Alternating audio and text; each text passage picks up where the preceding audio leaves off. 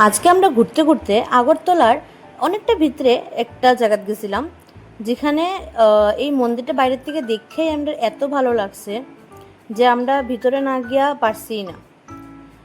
তো মন্দিরটা আসলে রামকৃষ্ণ আশ্রম একটা, মানে ওইখানে ভিতরে ঢোকার পরে ওইখানের যে পরিবেশটা এত সুন্দর ঠান্ডা, মানে মন পুরা শান্ত হয়ে যাবে ওইখানে গেলে। এত ভালো একটা ওয়েদার ওইখানের।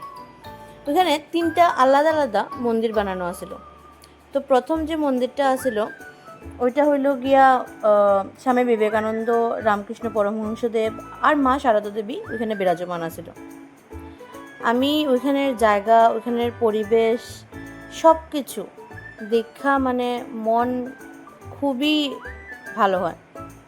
তো আমি এই প্রথম মন্দিরটা দর্শন করলাম, কইরা আমি গেলাম নেক্সট মন্দিরটা দেখার লিগা, যেটা হলো গিয়া শিব ঠাকুরের আসিল। আর এখানে খুব সুন্দর সুন্দর ফুলও ফুটে যাচ্ছে, মানে বললাম না, ওভারঅল খুব ভালো একটা ওয়েদার, খুব ভালো একটা পরিবেশ। যে ওই জায়গাটাতে গেলে যে কোনো কেউ যতই স্ট্রেসে থাকুক না, কিন্তু ওইখানে গেলে তার মন একদম ঠান্ডা হয়ে যাবে, একদম সে মানে রিল্যাক্স ফিল করব, অতটুকু আমার গ্যারেন্টি।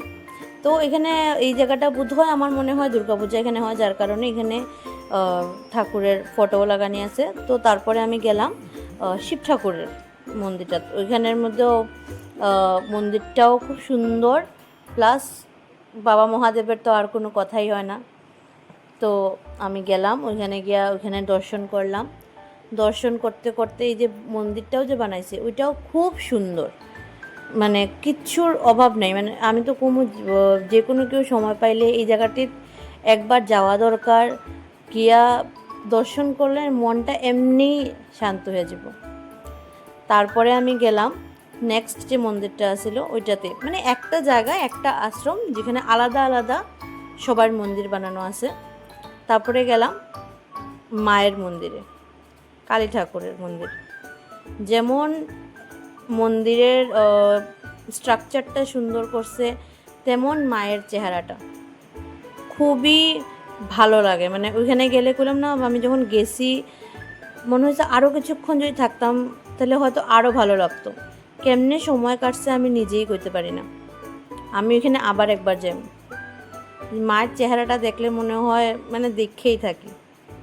আর প্লাস ওয়েদার প্লাস এনভায়রনমেন্ট, যে কোনো কেউ মনের শান্তি চাইলে ওইখানে একবার যাইতে পারেন, গিয়া নিজে রিল্যাক্স ফিল করে আইতে পারেন। তো that's all for today, thank you.